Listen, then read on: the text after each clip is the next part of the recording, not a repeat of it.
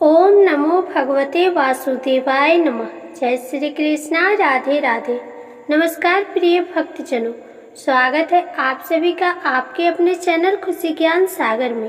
प्रिय श्रोतागण, आप सभी को वट सावित्री व्रत की हार्दिक शुभकामनाएं। आज के इस वीडियो में आप सभी वट सावित्री व्रत कथा का श्रवण करेंगे। तो आइए श्री गणेश भगवान का ध्यान करते हुए कथा को शुरू करते हैं।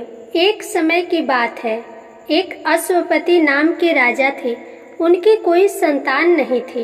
राजा ने संतान प्राप्ति के लिए अनेकों यज्ञ किए, जिसके फलस्वरूप उन्हें एक तेजस्वी कन्या की प्राप्ति हुई। राजा ने कन्या का नाम सावित्री रखा। समय बीतता गया और सावित्री विवाह योग्य हो गई। एक दिन राजा ने सावित्री से कहा, सावित्री, अब तुम विवाह योग्य हो गई हो, इसलिए स्वयं अपने लिए योग्य वर की खोज करो। पिता की बात मानकर सावित्री मंत्रियों के साथ यात्रा पर निकल गई। अनेक ऋषियों के आश्रमों, तीर्थों और जंगलों में घूमने के बाद वह राजमहल लौट आई। संयोगवश उस समय उसके पिता के साथ देवर्षि नारद भी थे। सावित्री ने उन्हें प्रणाम किया। राजा अश्वपति ने सावित्री से उसकी यात्रा का समाचार पूछा। सावित्री बोली, पिताजी, तपोवन में अपने माता पिता के साथ निवास कर रहे सत्यवान मेरे लिए योग्य है। मैंने मन से उन्हें अपना पति चुना है। सावित्री की बात सुनकर देवर्षि नारद चौंक उठे और बोले, राजन, सावित्री ने तो बहुत बड़ी भूल कर दी है। यह सुनकर अश्वपति चिंतित हो गए और बोले, हे देवर्षि, सत्यवान में ऐसा कौन सा अवगुण है? इस पर नारद जी ने कहा, राजन, सत्यवान के पिता शत्रुओं के द्वारा राज्य से वंचित किए गए हैं। वे वनों में तपस्वी जीवन व्यतीत कर रहे हैं और अपनी दृष्टि खो चुके हैं। राजन, सबसे बड़ी कमी यह है कि सत्यवान अल्प आयु है। 12 वर्ष की आयु में से अब उसके पास केवल 1 वर्ष की आयु शेष रह गई है। नारद जी की बात सुनकर अश्वपति ने सावित्री को समझाया कि वह किसी दूसरे उत्तम गुणों वाले पुरुष को अपने पति के रूप में चुन ले। सावित्री बोली, पिताजी, नारी अपने जीवन में केवल एक ही पति का वरण करती है। अब चाहे जो भी हो, मैं किसी दूसरे को अपने पति के रूप में स्वीकार नहीं कर सकती।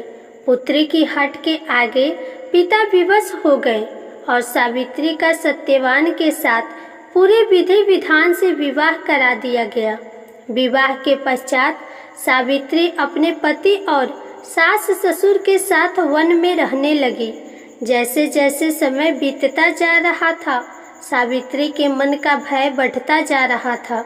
नारद जी के कहे अनुसार जब उसके पति की आयु मात्र 4 दिन बची, तब सावित्री ने 3 दिन पहले से व्रत रखना प्रारंभ कर दिया। अंततः वह दिन भी आ पहुंचा जब सत्यवान की मृत्यु निश्चित थी। चौथे दिन जब सत्यवान लकड़ियां लेने वन को जाने लगा, तब सावित्री बोली, हे नाथ, मैं भी आपके साथ वन को चलूंगी। सत्यवान के मना करने पर भी वे सास ससुर की आज्ञा लेकर अपने पति के साथ वन को चली गई। वन में सत्यवान ने जैसे ही पेड़ से लकड़ी काटना शुरू करा, उसके सर में असहनीय पीड़ा होने लगी और वह पेड़ से उतर गया।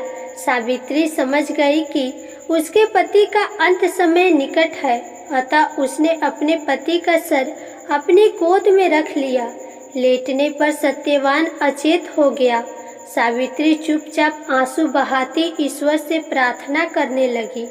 तभी उसे लाल रंग पहने भयंकर आकृति वाला एक पुरुष दिखाई दिया। वह साक्षात यमराज थे।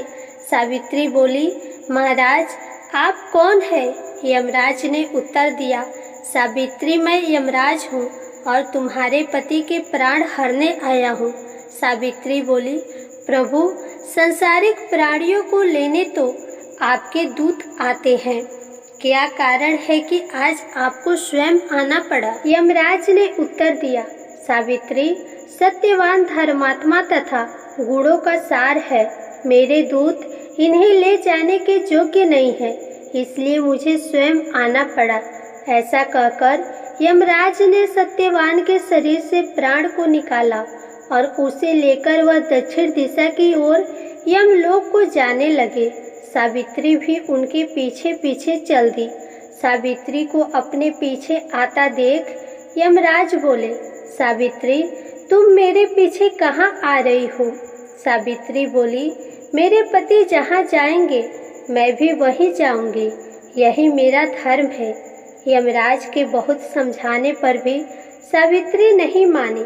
उसके पतिव्रता धर्म की निष्ठा को देखकर यमराज बोले, तुम अपने पति के बदले कोई भी वरदान मांग लो। सावित्री ने अपने दृष्टिहीन सास ससुर की आंखें मांगी और यमराज ने तथास्तु कहा और आगे चल दिए।